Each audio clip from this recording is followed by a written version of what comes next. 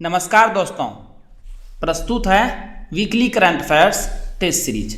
इस वीडियो में हम लोग 24 से 31 दिसंबर 2025 तक के समसामयिक घटनाक्रम पर आधारित 30 अति महत्वपूर्ण मल्टीपल चॉइस क्वेश्चंस को व्याख्या के साथ हल करेंगे। पहला प्रश्न है, संयुक्त राष्ट्र शरणार्थी उच्चायुक्त UNHCR के नए उच्चायुक्त कौन नियुक्त किए गए हैं? The right answer is option number ए, बरहम साली।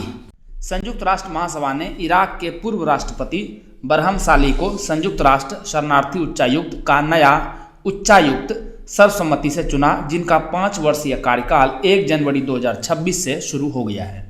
ये फिलिपियो ग्रांडी का स्थान लेंगे, जिनका 10 वर्ष का कार्यकाल 31 दिसंबर 2025 को समाप्त हो गया। UNHCR की स्थापना 1950 में हुई थी। मुख्यालय जेनेवा में है और यह पूरी तरह स्वैच्छिक योगदान पर संचालित होती है। वर्तमान में भारतीय घरेलू एविएशन बाजार में इंडिगो की बाजार हिस्सेदारी लगभग कितनी है? The right answer is option number C, 65%। दिसंबर 2025 के अंत में नागरिक उड्डयन मंत्रालय ने अल हिंद एयर और फ्लाई एक्सप्रेस को NOC प्रदान किया, जबकि शंख एयर को यह मंजूरी पहले ही मिल चुकी थी, जिससे इंडिगो, जिसका मार्केट शेयर है 65%, और एयर इंडिया ग्रुप, जिसका मार्केट शेयर है लगभग 27% की डुओपॉली को चुनौती मिली। तो 3 नए प्लेयर आ रहे हैं एयरलाइंस सेक्टर में। यह कदम प्रतिस्पर्धा बढ़ाने और हालिया इंडिगो संकट से सबक लेते हुए 90% से अधिक घरेलू ट्रैफिक के संकेंद्रण को कम करने के उद्देश्य से उठाया गया है। अल हिंद एयर केरल स्थित Al Hind group Etihad 72 turboprop के साथ दक्षिण भारत पर फोकस करेगी, जबकि फ्लाई एक्सप्रेस दिल्ली हैदराबाद से घरेलू नेटवर्क पर ध्यान देगी। शंख एयर यूपी की शंख एविएशन नोएडा इंटरनेशनल एयरपोर्ट से बोइंग विमानों के साथ 2026 क्वार्टर 1 में ऑपरेशन शुरू कर 20-25 विमानों तक विस्तार का लक्ष्य रखती है। 2025 में सुप्रीम कोर्ट द्वारा नई परिभाषा में अरावली हिल के लिए न्यूनतम ऊंचाई कितनी तय की गई है? Right answer is option number A, 100 metre. नवंबर-दिसंबर 2025 में सुप्रीम कोर्ट ने पर्यावरण मंत्रालय की समिति को सिफारिश करते हुए अरावली की एक समान परिभाषा तय की, जिससे 100 मीटर से अधिक से ऊंचाई वाली भूमि को अरावली हिल और 500 मीटर के भीतर 2 या अधिक पहाड़ियों को अरावली रेंज माना गया। इस निर्णय से नए खनन पट्टों पर रोक और अवैध खनन पर सख्ती बढ़ी, लेकिन सेव अरावली अभियानों और पर्यावरणविदों ने चेताया है कि इससे लगभग 90% क्षेत्र सुरक्षा से बाहर हो सकता है। सरकार का दावा है कि 90% क्षेत्र संरक्षित रहेगा और जून 2025 में शुरू अरावली ग्रीन वॉल प्रोजेक्ट से हरियाली बढ़ेगी, लेकिन पर्यावरणविदों और आम पब्लिक काफ़ी नाराज थे। तो लेटेस्ट अपडेट यह है कि सुप्रीम कोर्ट ने 29 दिसंबर को अरावली हिल्स की पुनर्परिभाषा संबंधी अपने नवंबर 2025 के फैसले को स्थगित कर दिया है। तो ये 100 मीटर का रेंज अभी फिलहाल स्टे ऑर्डर लगा हुआ है। इसी से संबंधित एक और प्रश्न देखते हैं, अरावली पर्वत श्रृंखला की सबसे ऊंची चोटी कौन सी है तथा इसकी ऊंचाई कितनी है? The right answer is option number D, Guru Shikhar है। इसकी ऊंचाई कितनी है? 1722 मीटर। अरावली पर्वत श्रृंखला विश्व की सबसे प्राचीन पर्वत प्रणालियों में से एक है। आयु है लगभग 2 अरब वर्ष और भारत की सबसे पुरानी फोल्ड माउंटेन सिस्टम मानी जाती है। यह गुजरात से दिल्ली तक लगभग 690 किलोमीटर में फैली है, जिसमें राजस्थान व हरियाणा प्रमुख है। तथा इसकी सबसे ऊंची चोटी कौन सी है? गुरु शिखर, जिसकी ऊंचाई है 1722 मीटर। माउंट आबू पर स्थित है। यह थार मरुस्थल के पूर्व की ओर फैलाव को रोकने वाली प्राकृतिक बाधा, इंडो गंगेटिक प्लानों को मरुस्थलीकरण से बचाने वाली ढाल और भूजल रिचार्ज करने में महत्वपूर्ण भूमिका निभाती है। यानी ये अरावली हिल ना हो तो मरुस्थल का विस्तार दिल्ली और यूपी तक हो जाएगा। अरावली चंबल, लूनी, साबरमती जैसी नदियों का उद्गम क्षेत्र है और एक जैव विविधता हॉटस्पॉट भी है, जिसमें सरिस्का टाइगर रिजर्व तथा तेंदुआ व अन्य वन्य जीवों के कॉरिडोर शामिल हैं। क्या आप 72वीं BPSC प्रीलिम्स एग्जाम की तैयारी कर रहे हैं और करंट अफेयर्स चाहते हैं, बिहार का भी और साथ साथ नेशनल और इंटरनेशनल का भी? तो ये आपको मिलेगा करंट अफेयर्स PDF कोर्स में MPN Academy ऐप पर। साथ ही इस ऐप पर आपको अन्य कोर्सेज भी मिल जाएंगे। ये सभी कोर्स हिंदी और इंग्लिश दोनों भाषाओं में अलग अलग उपलब्ध है। साल भर का क्वालिटी करंट अफेयर्स आप केवल 18 घंटे में रिवाइज कर पाएंगे। कैसे? वीकली करंट एमसीक्यूज लगभग 50 पीडीएफ आपको मिलेंगे। एक पीडीएफ को रिवाइज करने में 6 मिनट का समय लगेगा। 5 घंटे में इसे आप रिवाइज कर पाएंगे। Monthly current affairs short notes 12 PDF हर महीने का एक पीडीएफ को रिवाइज करने में 30 मिनट का समय लगेगा। कुल 6 घंटे में इसे रिवाइज कर पाएंगे। Bihar monthly current affairs 14 PDF मिलेंगे। 12 महीने का एक पीडीएफ और 2 बजट और इकोनॉमिक सर्वे का। 30 मिनट में आप एक पीडीएफ रिवाइज कर पाएंगे। कुल आपको 7 घंटे लगेंगे। तो कुल मिला के 18 घंटे में आप पूरे कंटेंट को एक बार में रिवाइज कर पाएंगे। ये पीडीएफ नोट्स और अन्य टेस्ट सीरीज आपको मिलेगा कैसे? गूगल प्ले स्टोर पे आप एमपीएन एकेडमी टाइप कीजिए। इस प्रकार से ये ऐप दिखेगा, इसे आप इंस्टॉल कर लीजिएगा। ये लोगो ध्यान से देख लीजिएगा। ओटीपी के साथ लॉगिन कीजिए। स्टोर सेक्शन मिलेगा, वहां पर कोर्सेस चुनिए। Current affairs PDF course, diamond static GK notes, साथ में टेस्ट सीरीज भी दी जा रही है। एनसीईआरटी टेस्ट सीरीज और चैप्टर वाइज एमसीक्यू, साथ में BPSC previous year question paper के कोर्सेज भी आपको मिल जाएंगे। कोर्स को ओपन करने के बाद नीचे स्क्रॉल करके आई एम इंटरेस्टेड पर क्लिक कीजिए। पेमेंट का लिंक आपको मैसेज में और व्हाट्सएप पर भी मिल जाएगा। पेमेंट कीजिए, आपको सारे कंटेंट एमपीएन एकेडमी ऐप पर मिल जाएंगे। ध्रुव 64 माइक्रो प्रोसेसर को किस संस्था ने विकसित किया है? The right answer is option number A, CDAC. Electronics और सूचना प्रौद्योगिकी मंत्रालय ने ध्रुव 64 नामक पूर्णतः स्वदेशी 64 bit dual core microprocessor की घोषणा की, जिसे centre for development of advanced computing यानी सीडैक ने माइक्रो प्रोसेसर विकास कार्यक्रम के तहत विकसित किया है। यह रिस्क वी आधारित open source architecture 1 gigahertz clock speed और लाइनक्स सपोर्ट के साथ डिजिटल इंडिया रिस्क वी यानी DIRV पहल का हिस्सा है, जिसका लक्ष्य विदेशी प्रोसेसर के निर्भरता को कम करना है। चक्रवात दितवा के बाद भारत द्वारा श्रीलंका को घोषित पुनर्निर्माण पैकेज की राशि कितनी है? The right answer is option number C, 450 million. विदेश मंत्री एस जयशंकर ने श्रीलंका में चक्रवात दितवा के बाद पुनर्निर्माण हेतु 450 मिलियन अमेरिकी डॉलर के सहायता पैकेज की घोषणा की। यह पहल ऑपरेशन सागर बंधु का विस्तार है, जिसके तहत भारत पहले ही राहत सामग्री, NDRF टीम और फील्ड अस्पताल जैसी महत्वपूर्ण सहायता प्रदान कर चुका है।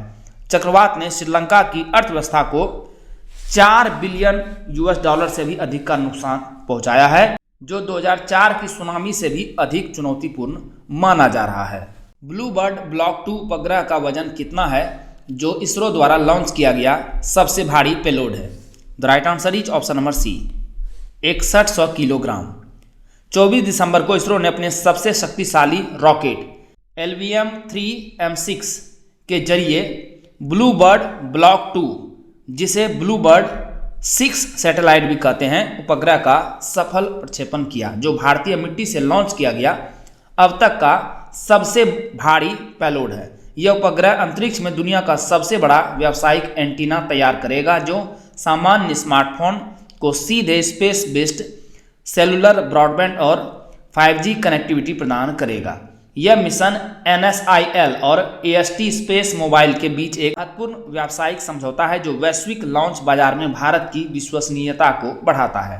केंद्रीय गृह मंत्रालय ने CFPFs के ग्रुप C पदों में पूर्व अग्निवीरों का आरक्षण कितना प्रतिशत कर दिया है? The right answer is option number D, 50%। गृह मंत्रालय ने BSF में पूर्व अग्निवीरों के लिए आरक्षण को 10% से बढ़ाकर 50% करने की अधिसूचना जारी की, जिसे अन्य अर्धसैनिक बलों में भी लागू किया जाएगा। इस नीति के तहत पूर्व अग्निवीरों को शारीरिक दक्षता परीक्षा से पूरी छूट मिलेगी, हालांकि उसके लिए लिखित परीक्षा अनिवार्य बनी रहेगी। इसके अतिरिक्त इन्हें आयु सीमा में 3 से 5 वर्ष की छूट दी जाएगी। राष्ट्र प्रेरणा स्थल का उद्घाटन किस शहर में किया गया है? The right answer is option number B, Lucknow. 25 दिसंबर 2025 को PM मोदी ने लखनऊ में राष्ट्र प्रेरणा स्थल का उद्घाटन किया, जो अटल बिहारी वाजपेयी, डॉक्टर श्यामा प्रसाद मुखर्जी और पंडित दीनदयाल उपाध्याय के आदर्शों को समर्पित एक भव्य स्मारक है। लगभग 65 एकड़ में फैले इस परिसर में इन नेताओं की 65 फीट ऊंची कांस्य प्रतिमाएं, तीनों का तस्वीर देखिए, और कमल के आकार का एक आधुनिक डिजिटल संग्रहालय स्थापित किया गया है। यह स्थल कचरे के ढेर को साफ करके विकसित किया गया है, जो पर्यावरणीय सुधार और सुशासन का एक जीवंत उदाहरण प्रस्तुत करता है। बोड़ामणि में खोजा गया पत्थर का भूल भुलैया भारत का सबसे बड़ा क्या है? The right answer is option number B, गोलाकार भूल भुलैया, सर्कुलर लेबिरिंथ। महाराष्ट्र के सोलापुर जिले के बोड़ामणि घास के मैदानों में भारत का सबसे बड़ा गोलाकार पत्थर का भूल भुलैया यानी लेबिरिंथ खोजा गया है, जो लगभग 2000 वर्ष पुराना और सातवाहन राजवंश के काल का है। 50 गुना 50 फीट आकार की यह संरचना 15 छल्लों से बनी है, जिसका डिजाइन भूमध्य सागरीय शैली और महाभारत के चक्रव्यूह का अनूठा मिश्रण प्रदर्शित करता है। विशेषज्ञों का मानना है कि यह प्राचीन भारत रोमन व्यापार मार्गों पर एक प्रतीकात्मक मार्कर हो सकता है, जो उस समय के वैश्विक संबंधों को उजागर करता है। ग्रेट इंडियन बस्टर्ड की निगरानी के दौरान हुई इस खोज ने भारत की प्राचीन इंजीनियरिंग और सांस्कृतिक इतिहास में एक नया अध्याय जोड़ दिया है। विदेश मंत्री एस जयशंकर ने 120 foot dual carriageway Bailey bridge का उद्घाटन किस देश में किया? The right answer is option number C, Sri Lanka. S Jaishankar ने श्रीलंका के राष्ट्रपति अनुराग कुमारा दिसानायके के साथ मिलकर श्रीलंका के किलिनोच्ची जिले में 120 फुट लंबे दोहरी कैरिजवे बेली ब्रिज का उद्घाटन किया। 110 टन वाला यह पुल भारत से हवाई मार्ग द्वारा लाया गया था। यह परियोजना ऑपरेशन सागर बंधु के तहत स्थापित की गई। BWF वर्ल्ड टूर फाइनल्स 2025 में सात्विक साईराज, रंकी रेड्डी और चिराग शेट्टी ने कौन सा पदक जीता? The right answer is option number C, कांस्य पदक, ब्रॉन्ज मेडल। हांगझोउ में आयोजित BWF वर्ल्ड टूर फाइनल्स 2025 में इस जोड़ी ने सेमीफाइनल में पहुंचकर ऐतिहासिक कांस्य पदक जीता। यह इस प्रतिष्ठित टूर्नामेंट में किसी भारतीय पुरुष युगल जोड़ी द्वारा जीता गया पहला पदक है। हालांकि इन्हें सेमीफाइनल में मेजबान चीन की जोड़ी लियांग वेई कैंग और वांग चांग से हार का सामना करना पड़ा। एम्पियन एकेडमी का टेलीग्राम पेज अवश्य ज्वाइन करें। सर्च कीजिए एम्पियन एकेडमी, इस प्रकार से लोगो दिखेगा, ज्वाइन कर लीजिए।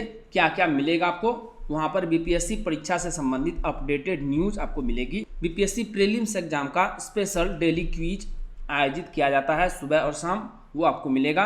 टेस्ट सीरीज जो ऐप पोर्टल पर है उसका शेड्यूल मिलेगा, और एम्पियन एकेडमी ऐप कोर्सेस और यूट्यूब वीडियो के अपडेट्स भी आपको यहाँ पर मिल जाएंगे। तो इस पेज को अवश्य ही ज्वाइन कीजिए। 2024 में डोपिंग मामलों में भारत के बाद दूसरे स्थान पर कौन सा देश रहा? The right answer is option number C, France. France में कुल 91 मामले दर्ज हुए। इसके बाद इटली और फिर रसिया का स्थान है, और अमेरिका का भी, दोनों 76 पर। विश्व डोपिंग रोधी एजेंसी वाडा की 2024 की रिपोर्ट के अनुसार भारत लगातार तीसरे वर्ष डोपिंग उल्लंघनों में विश्व में शीर्ष पर रहा है। कुल सैंपल लिए गए 7113, लेकिन मामले हुए हैं 260। यह भारत को 5000 से अधिक टेस्ट वाले देशों में सबसे ऊपर रखता है। सुबनसिरी लोअर परियोजना की कुल स्थापित क्षमता कितनी है, जिसके पूर्ण होने पर यह भारत की सबसे बड़ी जल विद्युत परियोजना बन जाएगी? The right answer is option number A, 2000 megawatt. Subansiri lower जल विद्युत परियोजना भारत की अब तक की सबसे बड़ी जल विद्युत परियोजना है, जिसे NHPC लिमिटेड द्वारा अरुणाचल प्रदेश और असम की सीमा पर विकसित किया जा रहा है।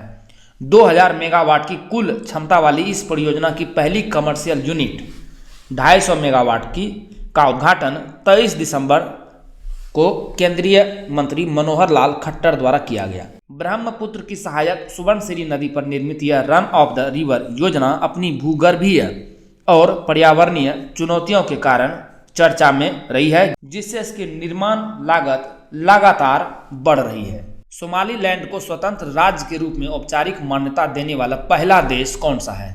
The right answer is option number C, Israel. 26 दिसंबर को इजराइल ने एक ऐतिहासिक कूटनीतिक कदम उठाते हुए सोमालीलैंड गणराज्य को एक स्वतंत्र और संप्रभु राष्ट्र के रूप में औपचारिक मान्यता प्रदान की। इसके साथ ही इजराइल दुनिया का पहला देश बन गया है जिसने 1991 में सोमालिया से अलग हुए इस क्षेत्र की स्वतंत्रता को स्वीकार किया। प्रधानमंत्री बेंजामिन नेतन्याहू और सोमालीलैंड के राष्ट्रपति अब्दुर्रहमान मोहम्मद अब्दुल्लाही के बीच हुए इस समझौते के तहत दोनों देश पूर्ण राजनयिक संबंध स्थापित करेंगे। सोमालीलैंड की राजधानी क्या है? हरगैसा। भारत में पहली organised crime network database OCND किसने लॉन्च की? The right answer is option number A, Amit Shah. केंद्रीय गृह मंत्री अमित शाह ने 26 दिसंबर को भारत की पहली राष्ट्रीय स्तर की organised crime network database launch की है। यह अत्याधुनिक डेटाबेस संगठित अपराध और आतंकवाद से जुड़े नेटवर्क की प्रभावी निगरानी के लिए डिजाइन किया गया है। गृह एवं सहकारिता मंत्रालय द्वारा शुरू की गई यह पहल पुलिस और केंद्रीय जांच एजेंसियों को अपराधियों की रियल टाइम ट्रैकिंग और डेटा विश्लेषण में सक्षम बनाएगी। प्रधानमंत्री ग्राम सड़क योजना ने दिसंबर 2025 में कितने वर्ष पूरे किए? The right answer is option number D, 25 वर्ष।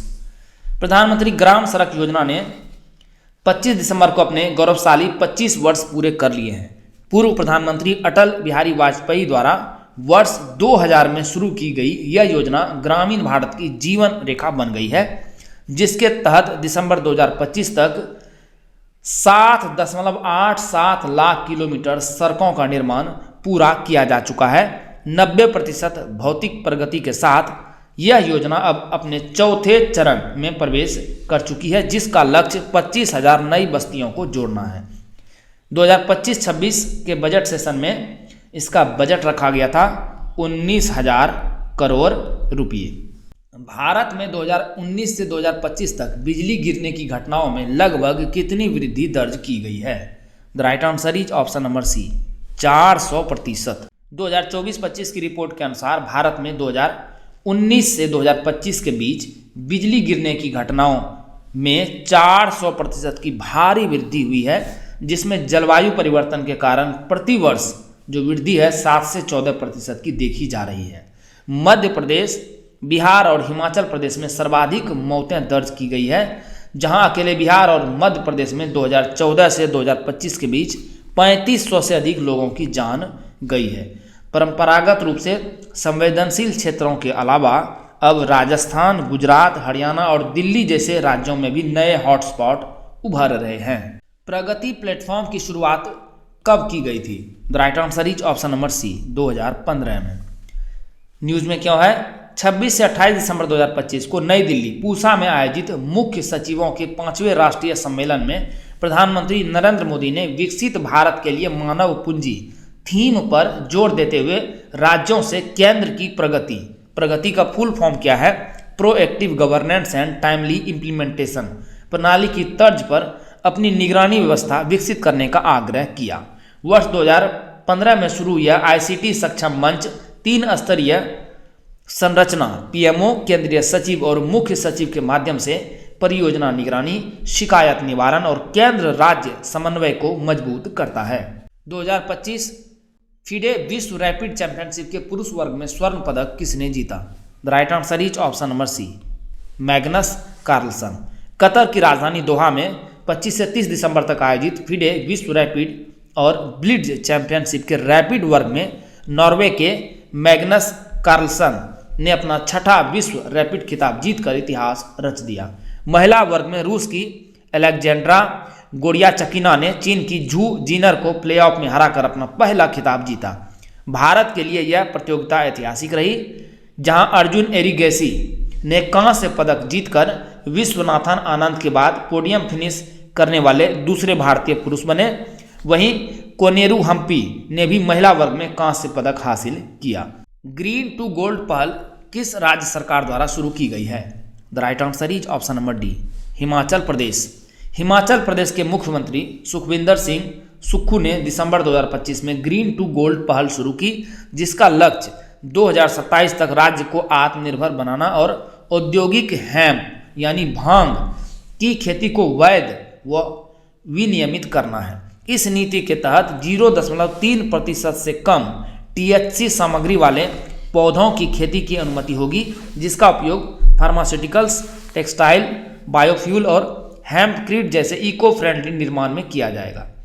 उत्तराखंड और मध्य प्रदेश के मॉडल पर आधारित यह पहल किसानों को जंगली जानवरों से फसल सुरक्षा और कम पानी में बेहतर आय का विकल्प देगी। Pinaka long range guided rocket LRGR-120 का पहला सफल उड़ान परीक्षण कहाँ किया गया? The right answer is option number C, Chandipur. भारत के डीआरडीओ ने 29 दिसंबर 2025 को ओडिशा के चांदीपुर आईटीआर में स्वदेशी Pinaka long range guided rocket LRGR-120 का सफल परीक्षण पहली बार किया। इस रॉकेट ने 120 किलोमीटर की दूरी तक सटीक प्रहार कर अपनी उच्च मारक क्षमता और टेक्स्ट बुक प्रिसीजन को साबित किया। संयुक्त राज्य अमेरिका ने यूएन मानवीय सहायता के लिए कितनी राशि की प्रतिज्ञा की घोषणा की है? The right answer is option number A, $2 billion. 29 दिसंबर को ट्रंप प्रशासन ने जिनेवा में संयुक्त राष्ट्र के साथ हुए एक समझौते के तहत $2 बिलियन अमेरिकी डॉलर की मानवीय सहायता की घोषणा की, जो अमेरिका को विश्व का सबसे बड़ा दाता बनाए रखने का प्रयास है। यह राशि एक नए अम्ब्रेला फंड के माध्यम से वितरित की जाएगी, जिसका लक्ष्य नौकरशाही को कम करना और सहायता वितरण को अधिक जवाबदेह व प्रभावी बनाना है। हालांकि यह फंडिंग पिछले वर्षों, जो कि 3.38 बिलियन से $10 बिलियन तक रहता था, की तुलना में काफ़ी कम है, लेकिन प्रशासन ने इसे एक मानवीय रीसेट बताया, जिससे प्रति डॉलर दोगुना प्रभाव पैदा होगा। यह सहायता मुख्य रूप से 17 संकटग्रस्त देशों पर केंद्रित होगी, जैसे कि यूक्रेन, सीरिया, बांग्लादेश इत्यादि। खालिदा जिया बांग्लादेश की कितनी बार प्रधानमंत्री रहीं? The right answer is option number C, 3 बार। बांग्लादेश की पूर्व प्रधानमंत्री और बीएनपी चेयरपर्सन बेगम खालिदा जिया का 30 दिसंबर 2025 को ढाका के अस्पताल में निधन हो गया। वे देश की पहली महिला प्रधानमंत्री थी, जिनका पहला कार्यकाल मार्च 1991 से फरवरी 1996 तक, दूसरा कार्यकाल फरवरी 1996 के बाद कुछ दिनों का, और तीसरा कार्यकाल अक्टूबर 2001 से अक्टूबर 2006 तक रहा। अपने पति जियाउर रहमान की हत्या के बाद राजनीति में आई खालिदा जिया और उनकी प्रतिद्वंदी शेख हसीना की दुश्मनी बैटलिंग बेगम्स के रूप में प्रसिद्ध रही है। भ्रष्टाचार के मामलों से बरी होने के बाद ये फरवरी 2026 के चुनाव में वापसी की योजना बना रही थी, लेकिन लंबी बीमारी ने इनकी जीवन यात्रा का अंत कर दिया। Dhruv new generation Dhruv NG helicopter की पहली उड़ान कहाँ सफलतापूर्वक पूरी की गई? The right answer is option number C, Bengaluru. Hindustan aeronautics limited ने 30 दिसंबर 2025 को बेंगलुरु में Dhruv new generation Dhruv NG helicopter की पहली उड़ान सफलतापूर्वक पूरी की, जिसे नागरिक उड्डयन मंत्री के राम मोहन रायडू ने हरी झंडी दिखाई थी। यह 5.5 टन श्रेणी का हेलीकॉप्टर स्वदेशी शक्ति 1H-1C इंजन से संचालित है, जिसे DGCA द्वारा प्रमाणित किया गया है, जो नागरिक उड्डयन बाजार में भारत के ऐतिहासिक प्रवेश को दर्शाता है। उन्नत ग्लास कॉकपिट और AS4 अनुपालन एवियोनिक्स से लैस यह हेलीकॉप्टर दिन रात और प्रतिकूल मौसम में संचालन हेतु सक्षम है। अंतर्राष्ट्रीय क्रिकेट में 10,000 रन पूरे करने वाली सबसे तेज महिला क्रिकेटर कौन बन गई है? The right answer is option number B, Smriti Mandhana. भारतीय महिला क्रिकेटर और टीम की उप कप्तान स्मृति मंधाना ने 28 दिसंबर 2025 को तिरुवनंतपुरम में श्रीलंका के खिलाफ चौथे T20 इंटरनेशनल मैच के दौरान अंतर्राष्ट्रीय क्रिकेट में 10,000 रन पूरे कर इतिहास रच दिया। ये मिताली राज के बाद यह मुकाम हासिल करने वाली दूसरी और दुनिया की चौथी महिला क्रिकेटर बन गई है। स्मृति ने मात्र 281 पारियों में यह उपलब्धि प्राप्त कर सबसे तेज 10,000 रन बनाने का विश्व रिकॉर्ड अपने नाम किया महिलाओं की श्रेणी में, जो पहले मिताली राज, जिसने 291 पारी में यह उपलब्धि हासिल की थी, के नाम था। इनके इस ऐतिहासिक प्रदर्शन के साथ भारत ने श्रीलंका के खिलाफ सीरीज में 5-0 से शानदार क्लीन स्वीप किया। दुनिया में पहली बार RT विज़मा जीन थेरेपी किस अस्पताल ने प्रशासित की? तो right answer is option number C, Sheikh Khalifa medical city Abu Dhabi. Abu Dhabi के शेख खलीफा मेडिकल सिटी ने 28 दिसंबर को दुनिया में पहली बार RT विज़मा नामक जीन थेरेपी का सफल प्रशासन कर चिकित्सा जगत में इतिहास रच दिया है। यह स्पाइनल मस्कुलर एट्रोफी के इलाज के लिए एक क्रांतिकारी एकल डोज उपचार है, जिसे नोवार्टिस द्वारा विकसित किया गया है। यह थेरेपी विशेष रूप से 2 वर्ष से अधिक उम्र के बच्चों और वयस्कों के लिए डिजाइन की गई है, जो दोषपूर्ण SMN1 जीन को बदलकर मोटर फंक्शन में अस्थायी सुधार लाती है। UAE अमेरिका के बाद इस थेरेपी को मंजूरी देने वाला दुनिया का दूसरा देश बना। YJ-20 hypersonic anti ship missile का लॉन्च फुटेज किस देश ने हाल ही में जारी किया है? The right answer is option number B, चीन। चीन ने 28 दिसंबर को अपने टाइप 055 गाइडेड मिसाइल डिस्ट्रॉयर यानी वूसी जहाज से YJ-20 ईगल स्ट्राइक 20 इसको कहते हैं हाइपरसोनिक एंटी शिप मिसाइल के लॉन्च का दुर्लभ फुटेज जारी कर अपनी नौसैनिक शक्ति का प्रदर्शन किया। यह इस मिसाइल का पहला आधिकारिक लाइव फायरिंग वीडियो है जो इसके फाइनलाइजेशन टेस्ट यानी उत्पादन से पहले का अंतिम परीक्षण के सफल होने की पुष्टि करता है। यह एक बूस्ट ग्लाइड मिसाइल है जो अपने बाइकॉनिक एरोडायनामिक डिजाइन के कारण अत्यधिक उच्च गति पर भी नियंत्रित ग्लाइडिंग करने में सक्षम है। दुलहस्ती स्टेज द्वितीय पनबिजली परियोजना किस नदी पर स्थित है?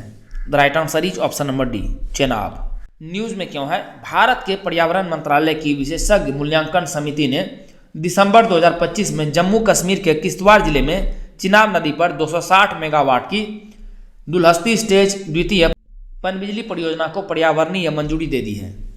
लगभग 3278 करोड़ रुपए की अनुमानित लागत वाली यह रन ऑफ द रिवर परियोजना NHPC द्वारा विकसित की जाएगी जो पहले से संचालित दुलहस्ती स्टेज 1 390 मेगावाट के जलाशय का ही उपयोग करेगी। रणनीतिक रूप से यह कदम महत्वपूर्ण है क्योंकि अप्रैल 2025 में हुए सुरक्षा घटनाक्रम के बाद भारत ने सिंधु जल संधि के संदर्भ में अपनी जल विद्युत परियोजनाओं जैसे रटले सावलकोट की गति तेज कर दी है। दोस्तों, जैसा कि बताया गया है इस वीडियो लेक्चर का PDF आपको हिंदी और इंग्लिश दोनों भाषाओं में अलग अलग संपूर्ण डिस्क्रिप्शन के साथ एम्पियन एकेडमी ऐप पर प्राप्त होगा। दोस्तों, आप इन PDF के सहारे इस वीडियो लेक्चर को लगभग 5 मिनट में अच्छे से रिवाइज कर पाएंगे जिससे आपका बहुत सारा समय बचेगा, जिससे आप स्टैटिक पोर्शन पर खर्च कर सकते हैं और अपने टाइम को बेटर मैनेज कर सकते हैं। एम्पियन एकेडमी ऐप का लिंक आपको इस वीडियो के डिस्क्रिप्शन बॉक्स और पिन्ड कमेंट सेक्शन में मिल जाएगा। चलिए अंतिम प्रश्न को हल करते हैं। अमेरिका ने ताइवान को कितने अरब डॉलर का हथियार बेचने की मंजूरी दी?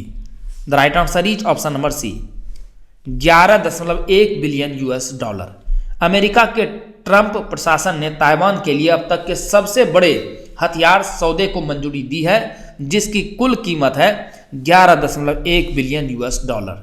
यह ऐतिहासिक पैकेज ताइवान की रक्षा क्षमता को आधुनिक बनाने और चीन के प्रति एसिमेट्रिक वारफेयर रणनीति को मजबूत करने पर केंद्रित है।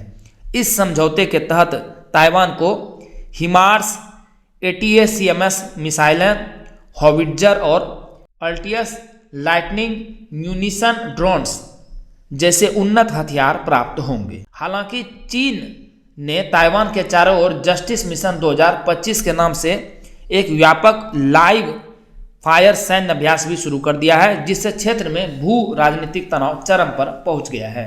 दोस्तों, इसी के साथ साप्ताहिक करंट अफेयर्स टेस्ट सीरीज के इस संस्करण को समाप्त करने की आपसे इजाजत चाहूंगा। वीडियो देखने के लिए बहुत बहुत धन्यवाद। Thank you very much. जल्द ही मिलते हैं अगले वीडियो में। All the best for your exam preparation.